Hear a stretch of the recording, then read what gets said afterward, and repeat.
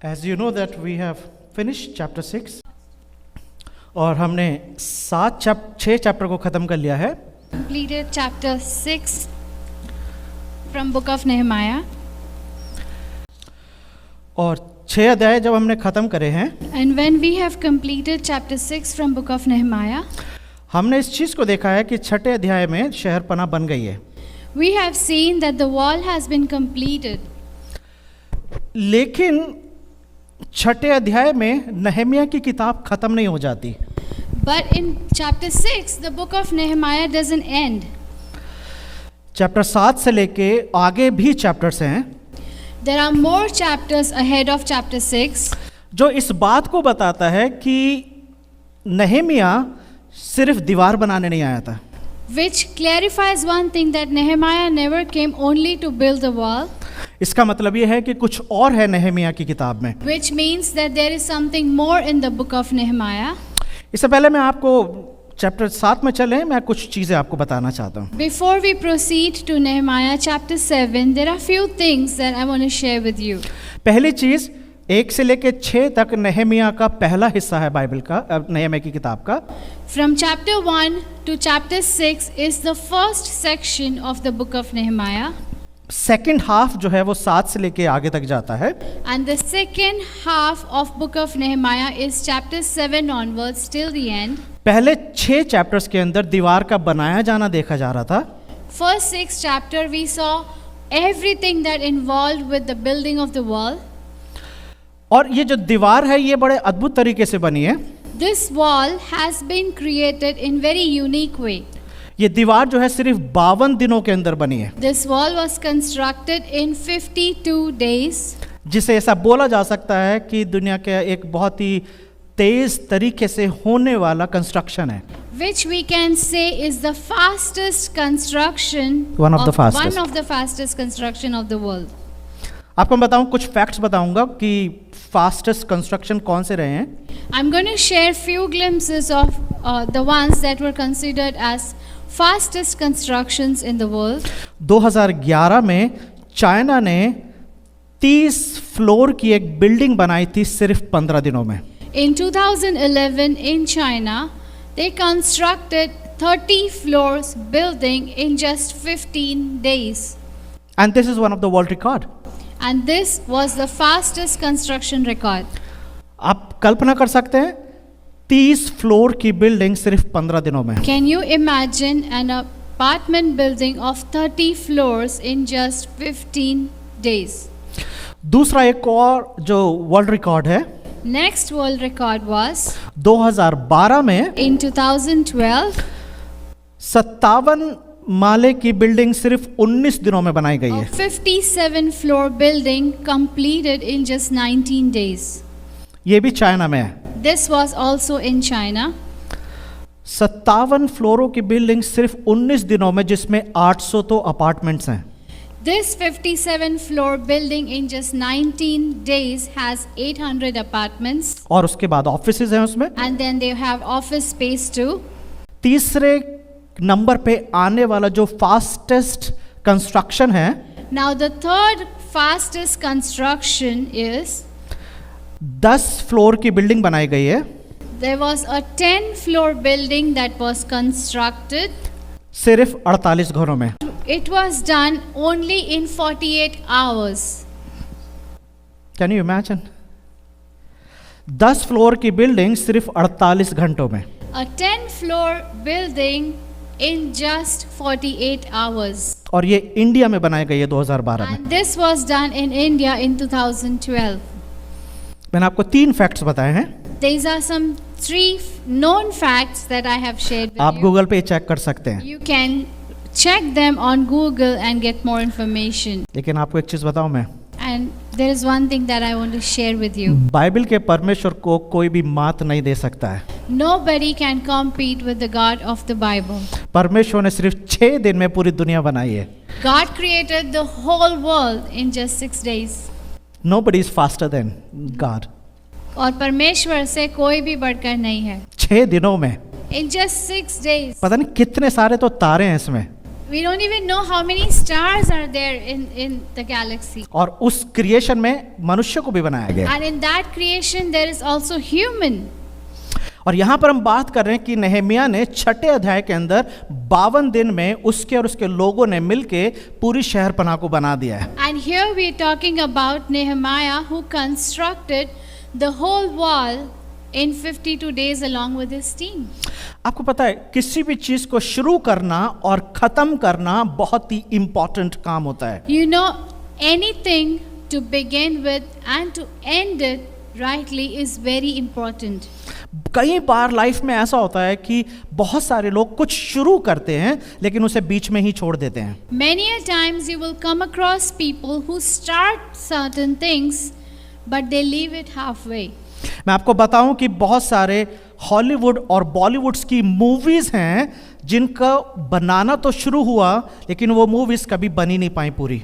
I will share with you there are many such movies in Bollywood and Hollywood which started with its making but they never came to completion.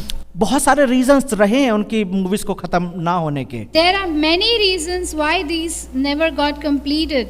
जब नहमिया ने दीवार को बनाना शुरू करा तो शुरू से उसको चैलेंजेस फेस करने पड़े थे। When Nehemiah started building this, he went through lot of challenges. बहुत सारे विपत्तियां उसके सामने आ रही थी। There were many things that came before him as challenge. दुश्मन किसी न किसी तरीके से नहमिया को और उसके लोगों को डराना चाहते थे ताकि ये कंस्ट्रक्शन जो है रुक जाए। Enemy always wanted to challenge Nehemiah or his team, or they always wanted to create an obstacle for Nehemiah so that he could give up on this construction. लेकिन हर चैलेंज के बावजूद नहमिया ने अपने काम को नहीं रोका है। But in spite of these challenges, Nehemiah never stopped working. क्यों नहीं रोका उसने बीच में? Why didn't he stop? क्योंकि उसके पास डिटर्मिनेशन था और डिसर्नमेंट था। Because he had determination to do something and he has had discernment of the situation.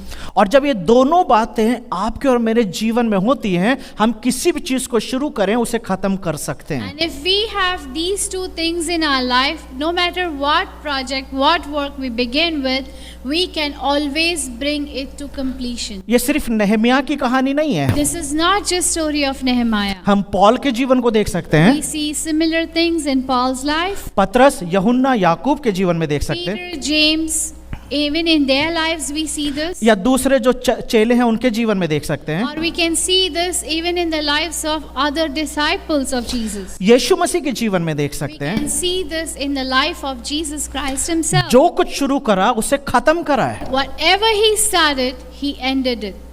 इससे पहले कि हम सरमन में आगे चलें, Before we begin and get into the sermon, मैं आपसे एक सवाल पूछना चाहता there हूँ। is a question I want to lay before you. क्या आपकी लाइफ में कुछ ऐसा है कि आपने शुरू करा लेकिन कभी खत्म नहीं कर पाए? Is there anything in your life that you started but you were not able to bring it to completion? कुछ ऐसा काम जो आपने सोचा हो शुरू करें और फिर खत्म ना कर पाए हो? Or maybe some work or project that you thought of you should start, but maybe you began with certain things and you never completed it. मैं न्यू ईयर के रेजोल्यूशंस की बात नहीं कर रहा हूँ I am not talking about New Year resolutions here, जिसे 1 तारीख पे बनाया जाता है which we begin with on the first day of the year, और 3 तारीख को वो खत्म हो जाता है। and by 3rd of Jan they are over. कुछ लोग बनाते हैं कि इस साल मैं रोज जॉगिंग पे जाऊंगा। Some people say this, that I'm going to go for walk or jog this year. कुछ लोग बोलते हैं कि इस साल मैं बहुत बाइबल पढ़ूंगा। Sometimes people say, this year I'll make sure that I read the Bible. कुछ लोग बोलते हैं कि मैं अपनी सेहत का बहुत ध्यान रखूंगा। Some people say, this year I'm going to take care of my health. लेकिन 3 तारीख 5 तारीख आते आते वो सब खत्म हो जाता है। But by the time you reach 5th of that month, everything just goes off. मैं उनकी बात नहीं कर रहा हूँ। I'm not talking about those beginnings. कुछ सीरियस डिसीजन जो आपने अपने जीवन में I'm लिए हो। talking about those serious decisions or commitments that you begin with. अगर आप उनमें से ऐसे हैं जिन्होंने कुछ कमिटमेंट करा और नहीं कर पाए, If you are one of those who began with some commitments and were not able to complete it, तो फिर इसका मतलब ये कि आज का सरमन उनके लिए है। which means this sermon is for that person who began with something but was not able to complete. और अगर आप ऐसे हैं कि आपने कुछ कमिट करा है और उसको कर पा रहे हैं, तब भी ये सरमन आपके लिए, क्योंकि इस सरमन के द्वारा आपको एनकरेजमेंट मिलेगा। And even if you are the one who began with something in commitment, are still working on it, and are doing everything to do it, then this sermon is also for you. नहम्याह की किताब उसका 7वां अध्याय है, Book of Nehemiah chapter 7.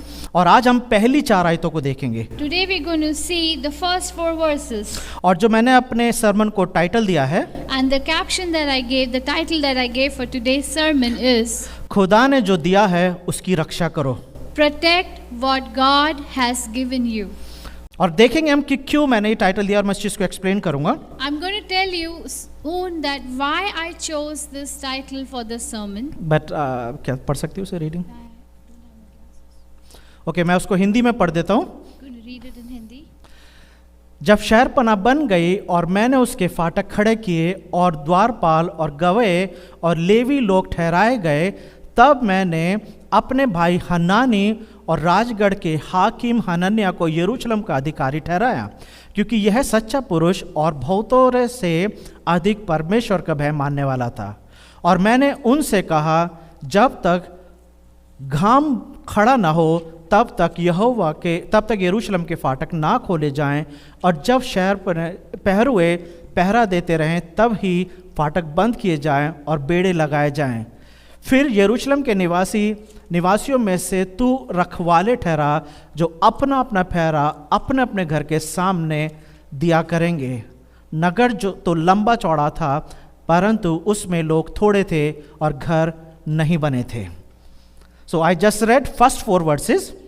So we just finished reading Nehemiah chapter 7 verse 1 to 4. और यहाँ पे एक चीज बताई जा रही है कि नहम्याह शहरपनाह तो बनाने आया था, And there it's shown that Nehemiah came to build the walls, लेकिन दीवार बनाना काफी नहीं है। but it is not enough to build the wall. हमारे आपके मेरे जीवन में भी ये काफी नहीं है कि हम कुछ बनाएं।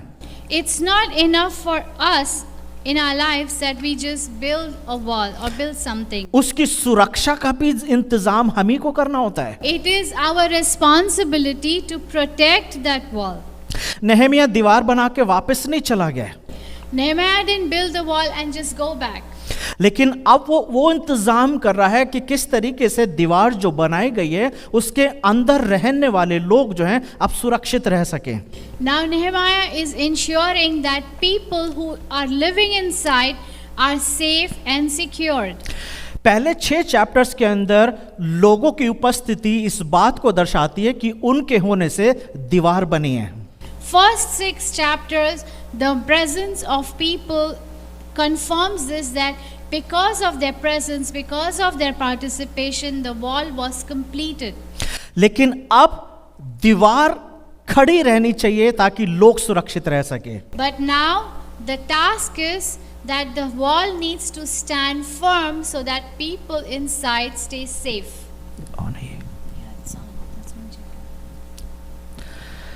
पौलुस ने छठे इफिसियों 6 के 13 में कहा है, Paul said in Ephesians, उसने बोला, इसलिए परमेश्वर के सारे हथियार बांध लो कि तुम बुरे दिन में सामना कर सको और सब कुछ पूरा करके स्थिर रह सको।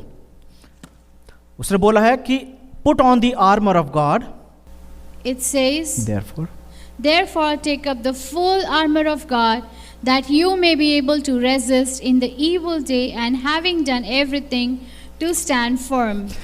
पौलुस जिस तरीके से इफिसियों की कलीसिया को बोल रहा है कि हथियार बांध लो, क्यों हथियार पहनने की जरूरत है?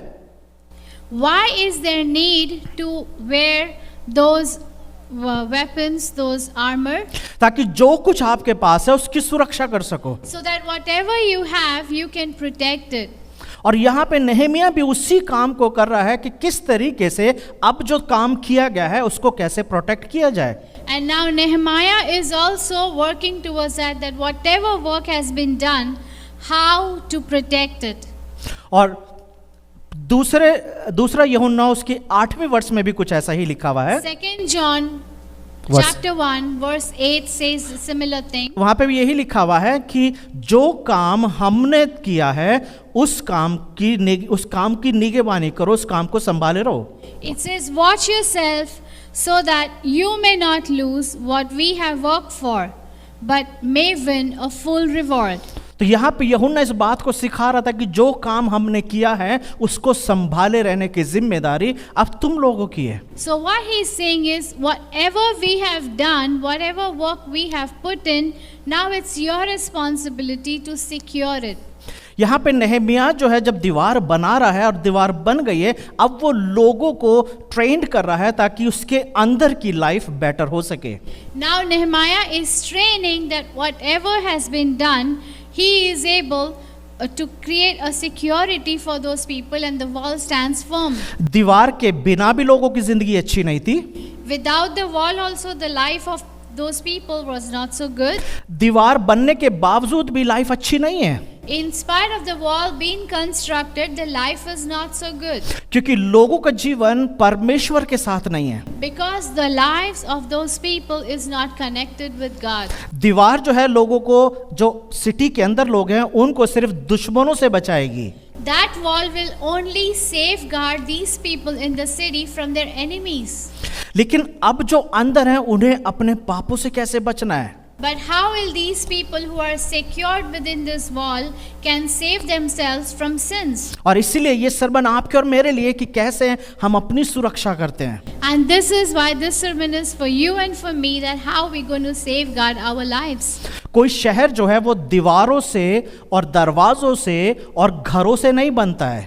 Any city is not just built with walls and doors and houses.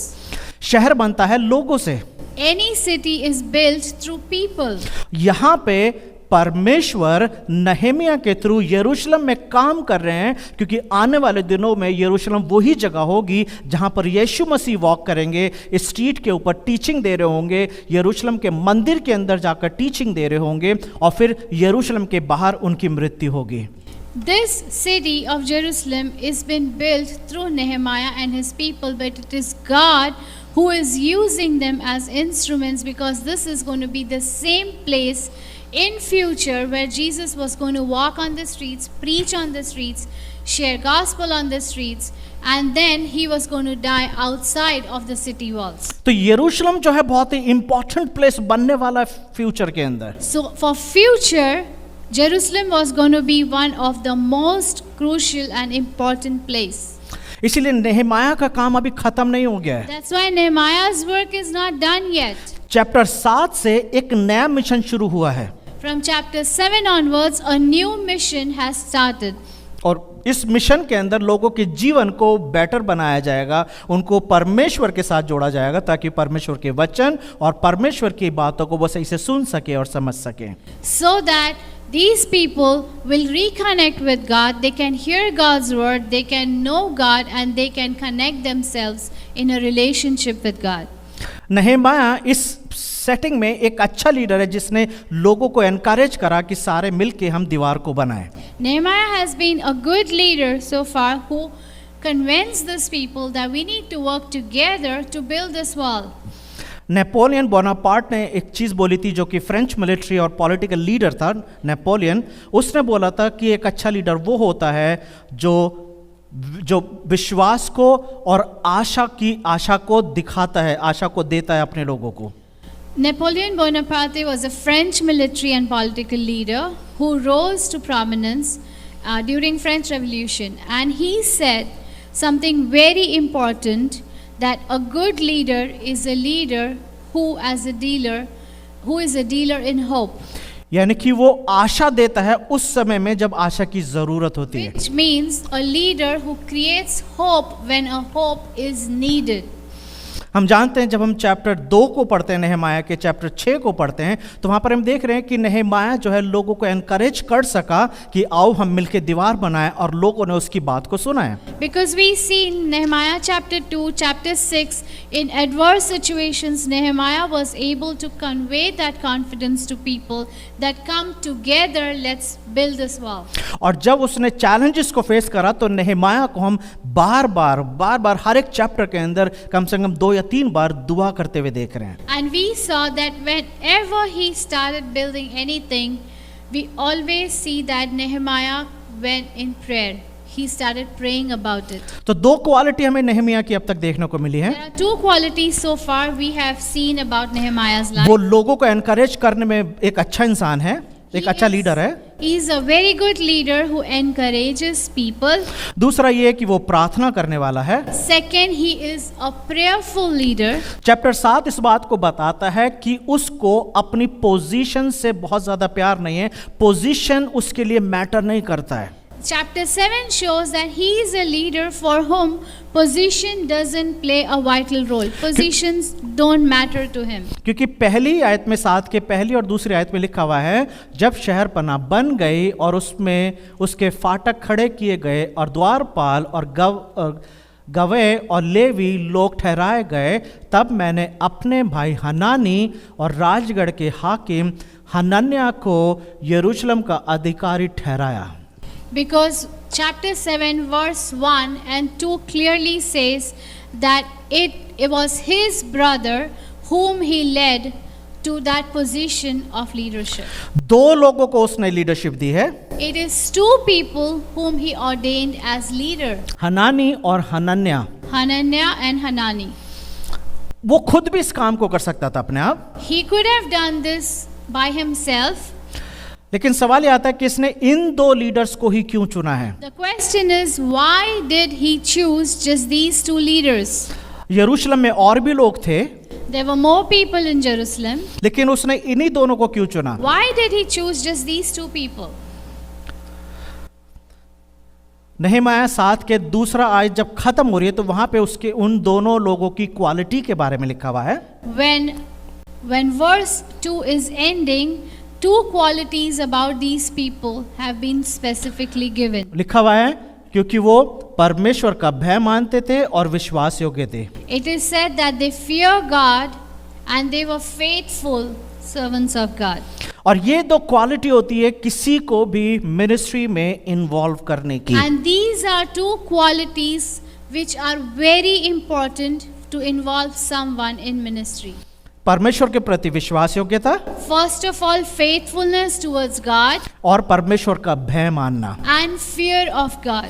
अगर ये दोनों बातें आपके जीवन में पाई जाती हैं, If these 2 things are visible in your life, परमेश्वर आपको किसी भी मिनिस्ट्री के लिए इस्तेमाल कर सकते हैं. God can use you for any ministry. आपको क्वालिफाई होने की जरूरत नहीं होगी. You don't need to get qualified to serve Him. ये 2 क्वालिटीज आपके जीवन में होनी चाहिए. These 2 qualities you need to have to serve. जब आप प्रेरितों के काम को पढ़ते हैं तो वहां पर ये देखते हैं कि जब चेलों को 7 लीडर्स को चुनना था, When we see the book of Acts and we see that the churches had to elect 7 leaders, तो वहां पे जो चेले हैं वो 7 ऐसे लोगों को चुनते हैं और उनके अंदर सिर्फ यही 2 क्वालिटीज देखी गई थी. and we see that they choose those leaders who have these 2 qualities: परमेश्वर का भय fear of God और परमेश्वर के प्रति विश्वास योग्यता. and faithfulness towards the Lord. और नेहमिया ने इन 2 लोगों को चुना है And Nehemiah has chosen these 2 people ताकि वो नेहमिया के साथ मिलके काम कर सके और अब यरूशलेम को एक बेटर प्लेस बना सके. so that they can work with Nehemiah and alongside they can make Jerusalem a better place to live. एक विश्वासी की, एक क्रिश्चियन की सबसे बड़ी जो क्वालिटी होती है वो होती है डिपेंडेबिलिटी, यानी कि परमेश्वर के ऊपर डिपेंड होना. A great quality of a good believer is dependability on the Lord, his dependence on God. क्या आप परमेश्वर के ऊपर डिपेंड होते हैं हमेशा? Are you depending on the Lord all the time? Depend होने का मतलब क्या होता है? What does it mean to depend on the Lord? Depend होने का मतलब ये होता है कि जब आप स्मार्ट है, आप जानते हैं कि आप उस काम को कर सकते हैं, लेकिन फिर भी करने से पहले परमेश्वर से दुआ मांगते हैं, परमेश्वर से दुआ करके उस काम को करने का सामर्थ और साहस और बल मांगते हैं और फिर उस काम को करते हैं. It means even when you know that it is within your reach or within your potential to do something, you still choose to pray before doing that work, before doing that activity. और मैं आपको एक example देके बताऊंगा। And I will share an example from the Bible. Dawood जब Goliath से लड़ने गया था, When David went to fight with Goliath, Dawood को उस समय में युद्ध में लड़ना नहीं आता था। David was not able to fight a war. उसने कभी भी कोई लड़ाई नहीं लड़ी थी, He never fought a war. लेकिन वो दुआ करके जाता है और हम जानते हैं, स्टोरी को जानते हैं कि दाऊद ने गोलायत को मार दिया। And we know all that he did was just pray and he was able to kill Goliath. लेकिन उसके बाद दाऊद ने जितने भी लड़ाइयाँ लड़ी हैं, But after that, any battle that David fought, हम हमेशा देखते हैं कि लड़ने से पहले वो दुआ करके जाता था, परमेश्वर से बात करके जाता we था। see that David always seeked the Lord, he prayed before the Lord, and then he went on the battle. हर बार वो जीत रहा था, तो क्या उसे बार बार दुआ करनी जरूरी थी? If he was winning battle every time, was it really important for him to pray all the time? लेकिन उसका प्रार्थना करना उसका परमेश्वर पे भरोसा करना दिखाता है। But his praying and depending on the Lord shows that he is trusting and leaning on the Lord. और ये कई बार आपके और मेरे जीवन में ये चीज मिस हो जाती है। And this very thing is missed out in our lives. कुछ चीजें जो हम बहुत अच्छे से करना जानते हैं, कई बार उन चीजों के लिए हम दुआ नहीं करते हैं। Because those things, those jobs, those activities that we know we are well versed with, we know how to do it, we don't pray about it. और तभी जाके एक बड़ा चैलेंज आपके और मेरे जीवन में आता है, और तब हमें पता चलता है कि हम परमेश्वर के साथ एक अच्छे संबंध में नहीं हैं। And that is where we learn that we are not in a good relationship with Christ. नेहेमिया और उसके भाई हनाना और हनानिया, इनकी क्वालिटी हमें देखने को मिल रही है। ये वो लोग थे जिन्होंने हमेशा परमेश्वर पे भरोसा रखा है। Nehemiah and Hananiah are two people that we see who always trusted God. जब हम हमेशा परमेश्वर पे भरोसा रखते हैं तो हम उसी काम को करते हैं जिसके द्वारा परमेश्वर को आदर मिलता है। If we really trust God, we only do those things by which we know that He will receive honor and glory. लेकिन जब लोग लोगों से डरते हैं, जब कोई लीडर दूसरे अपने लोगों से डरता है, तो वो हमेशा परमेश्वर के प्रति विश्वास योग्य नहीं रह पाता है और हमेशा वो अपने कामों में फेल होता है। But if there is someone who fears other things and does not lean on God, we see that whatever they do with best of efforts, they are never successful in their work. हर एक किसी को नेहेमाया बनने के लिए नहीं बुलाया गया है। God doesn't say that everyone has to be Nehemiah. हो सकता है किसी को हनानी के रूप में बुलाया गया है, Maybe somebody is called to be Hanani या किसी को हनानिया के नाम के रूप में बुलाया गया है, or Hananiah in some places. पतरस और यूहन्ना और याकूब के रूप में बुलाया गया है। Maybe you're called to be Peter, John or Paul. आपको अपने जीवन की बुलाहट को पहचानना सीखना है। You need to recognize what is the call of God on your life. Bible में कई बार यह है कि परमेश्वर ऐसे लोगों को ढूंढ रहे हैं, देखते हैं, उनकी इच्छा करते हैं, जो विश्वास योग्य हैं, परमेश्वर का भय मानने वाले, ऐसे स्त्री और आदमियों को परमेश्वर ढूंढते हैं ताकि उनके साथ परमेश्वर अपने मिशन को काम कर It is सके। mentioned in the Bible that God is looking for faithful, God-fearing men and women who will have the courage and conviction to serve Him in all circumstances. क्या आप वो व्यक्ति होंगे? Are you going to be that person? क्या आप ये बोल सकते हैं कि मैं वो व्यक्ति हूँ कि मैं परमेश्वर का भय मानने वाला हूँ और मैं परमेश्वर के प्रति विश्वास योग्य हूँ? Can you say that I am a person who fears the Lord and I can say in any circumstance? तीसरी आयत में लिखा हुआ है, नेहेमिया ने 2 तरीके के गार्ड्स को सिटी में तैनात करा है। And verse 3 says that there are 2 kind of guards that Nehemiah positioned on that city gate. पहले वो लोग हैं जो शहर पनाह के ऊपर खड़े होके, दीवार के ऊपर खड़े होके शहर पनाह की रखवाली करेंगे। First are those people who are going to stand on the wall and are going to protect the city gates. यानी कि जब वो दीवार पे खड़े होंगे तो बाहर वो दुश्मनों पर निगाह रख सकते हैं, so that if they are standing on the wall, they can always watch for their enemies. ताकि अगर दुश्मन आ रहे हैं तो वो अंदर सूचना दे सकें, So that if they see any enemy approaching, they can immediately inform others inside. दूसरे तरीके के गार्ड्स वो हैं जो अपने ही घरों के सामने खड़े होके अपने घरों के आसपास के एरिया की देखभाल करेंगे। And those other guards were the ones who will stand around their vicinity, around their houses, and they will protect or guard their areas. आप जानते हैं दीवार कितनी भी मजबूत क्यों ना हो, You know one thing, no matter how strong a wall is, चाहे दरवाजे कितने भी क्यों मजबूत क्यों ना हो, no matter how strong the doors are, अगर गार्ड्स नहीं है, अगर देखभाली करने वाले नहीं हैं, तो दुश्मन कभी भी आ सकता है। if there is no one to guard those entrance, enemy can come anyhow, anywhere. आपको मैं ग्रेट वॉल ऑफ चाइना के बारे में बताऊंगा। I'm going to talk about Great Wall of China today. आपको पता है चाइना की दीवार जो ऐसा बोला जाता है उसे स्पेस से भी देखा जा सकता है। People say that the wall of China is so huge that you can watch it even from space. बहुत मजबूत है, It's very strong. बहुत बड़ी है, It's huge. और एक ऐसी दीवार है जिसके खड़े रहने से चाइना पूरा प्रोटेक्टेड है। And it's a wall that because of that wall it's said that the whole state of China, the city of China is protected. लेकिन आपको पता है 12वीं शताब्दी में मंगोल का जो राजा था चंगेज खान, उसने चाइना के ऊपर अटैक करा था और इसी दीवार के ऊपर चढ़ के अटैक करा था। But you know that Mongols, Genghis Khan, Genghis Khan in 1200 AD was the person who climbed over this very wall and attacked them. उस चंगेज खान और उसकी पूरी आर्मी जो थी वो आसानी से चाइना के अंदर घुस सकी और चाइना को अटैक करा। Genghis Khan and his army was easily able to climb that wall and enter their city and just attack them. कैसे कर सके? How was it possible?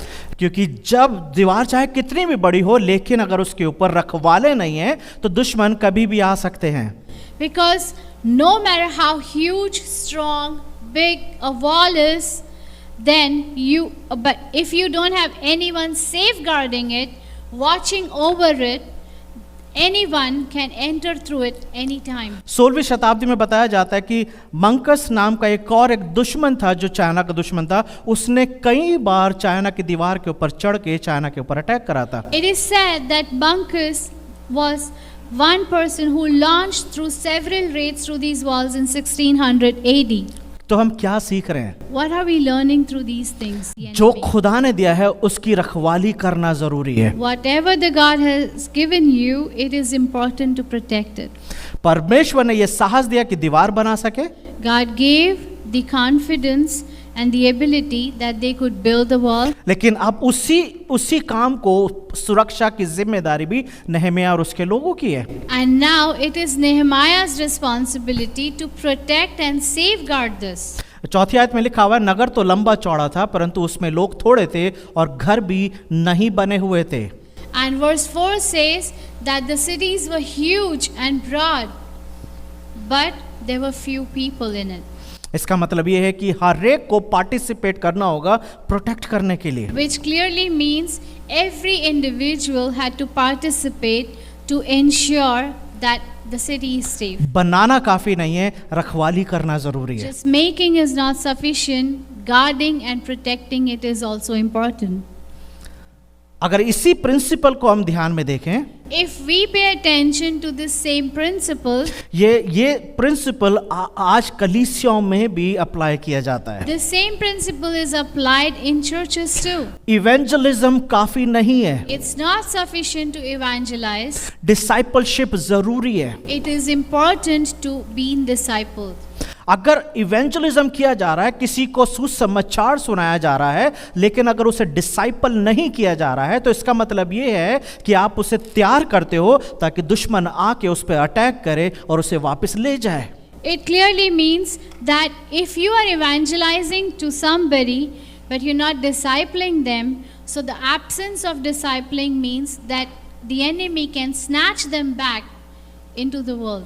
और ये चीज आपको और मुझे समझने की जरूरत है। अगर आप और मैं अगर हम परमेश्वर के काम को अंजाम दे रहे हैं, अपने आप को मिनिस्टर समझते हैं और किसी न किसी रूप में इवेंजलिज्म का काम कर रहे हैं, किसी को सुसमाचार सुना रहे हैं, तो उस व्यक्ति को डिसाइपल करने की भी जिम्मेदारी हमारी है, या फिर हमें उसे एक ऐसे कलीसिया में लेके जाना है जहां पर उसको डिसाइपल किया जा सके। Which clearly means that if we are sharing gospel with someone, we are sharing Christ with someone, it is our responsibility to bring them alongside into the church so that they can be discipled, that we can disciple them in the word of God. जब यीशु मसीह पतरस से बात कर रहे थे यूहन्ना के आखिरी अध्याय में, When Jesus was talking to Peter in John last chapter, यीशु मसीह ने 3 बार एक सवाल को पूछा है। Jesus asked him 3 questions. एक ही क्वेश्चन को 3 बार पूछा है। Same question 3 times. क्या तू मुझसे प्यार करता है? Do you love me? और 3 सवाल वो क्या थे और उसका आंसर क्या था? And what was the answer that Yeshu he gave? मसीह ने जवाब दिया है Jesus answered, कि अगर तू मुझसे प्यार करता है तो मेरे मेमनों को खिलाओ। Jesus said, if you really love me, then feed my lambs. जब दूसरी बार सवाल पूछा कि क्या तू मुझसे प्यार करता है, Second time when he asked, do you love me? और जब पतरस ने बोला हाँ मैं प्यार करता हूँ, And when Peter replied, yes, I love you, तब यीशु मसीह ने बोला मेरी भेड़ों की देखभाल करो। he said, take care of my sheep. तीसरी बार फिर यीशु मसीह ने पूछा क्या तू मुझसे प्यार करता है? Again Jesus asked, do you really love me? और जब पतरस ने बोला हाँ मैं सचमुच तुझसे प्यार करता हूँ, Peter said, yes, Lord, I really love you. तो यीशु मसीह ने बोला मेरी भेड़ों को चराओ। And he said, let my cattle graze, take it to the pastures, feed my sheep. feed my sheep.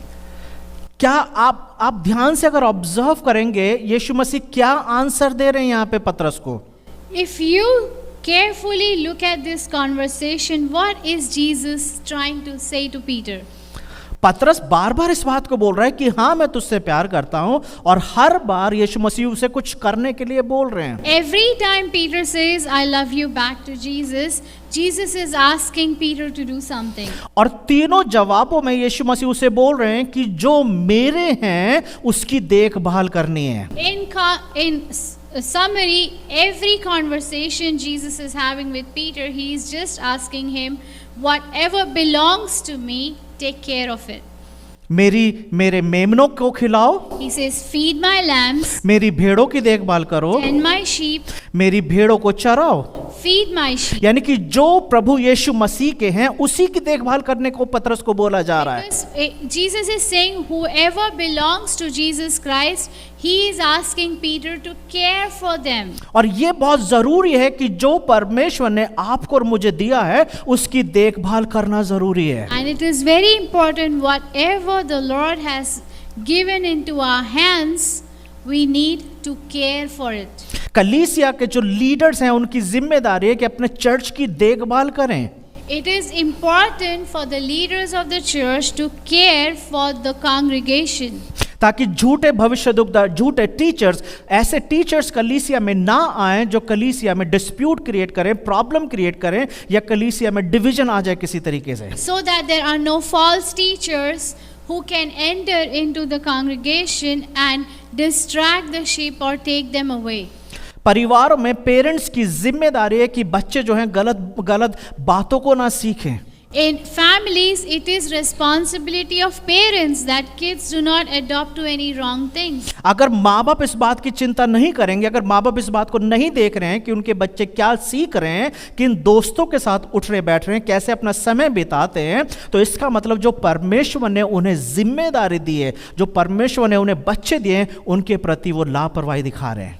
That is, if parents are not taking care of what their children are doing, with whom they are roaming, what kind of friends they are making, then they are ignoring the responsibility that God Himself has given to them for their children. जो कुछ परमेश्वर ने आपको दिया है उसकी जिम्मेदारी, उसको संभालने की जिम्मेदारी भी आप ही की है। Whatever the Lord has given into your hands, it becomes your responsibility to guard it, to protect it.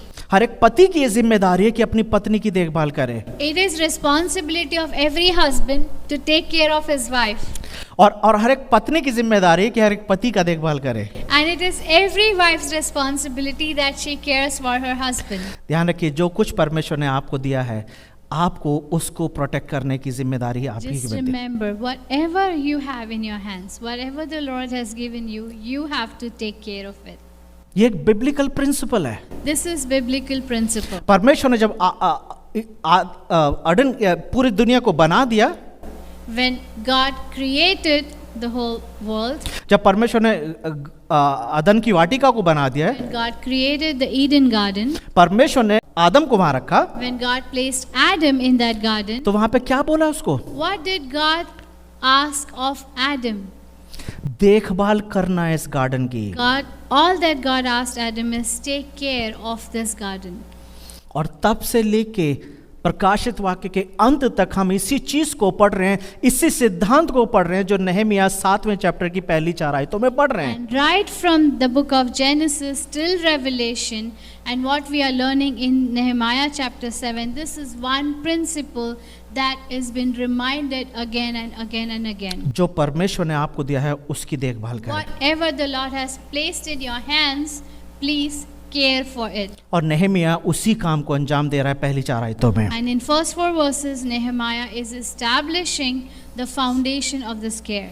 दूसरे कुरिन्थियों 11:13 से 15 में लिखा हुआ है, 2 Corinthians chapter 11 verse 13 to 15 says, क्योंकि ऐसे लोग झूठे प्रेरित और छल के काम करने वाले और मसीह के प्रेरितों का रूप धारण करने वाले हैं, और यह कुछ अचंभे की बात नहीं, क्योंकि शैतान आप ही भी ज्योतिर्मय स्वर्गदूत का रूप धारण करता है। सो यदि उसके सेवक भी धर्म के सेवकों का स्वरूप करें तो कुछ भी बड़ी बात नहीं, परंतु उनका अंत उनके कामों के अनुसार होगा। For such men are false apostles, deceitful workmen, disguising themselves as apostles of Christ.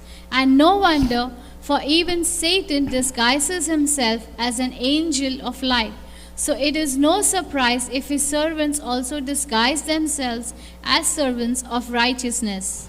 तो पौलुस ने बिल्कुल साफ तरीके से बोला है कि जो कुछ परमेश्वर का है, कलीसिया का जो है, उसकी देखभाल करने की जिम्मेदारी कलीसियाओं के लोगों के, हम में से हर एक की है। कोई भी नहीं बोल सकता कि मेरे पास कोई पोजीशन नहीं है तो मेरे पास कोई काम नहीं है। And that is why whatever the Lord has given you, it is your responsibility to care for it. Nobody can say that because I don't have a position or I don't have a recognition, I don't have a responsibility. क्योंकि तीसरी आयत में नहमिया ने बोला है कि लोग अपने घर के सामने की रखवाली करेंगे। Because in verse 3, Nehemiah said that people will stand in front of their houses and guard it.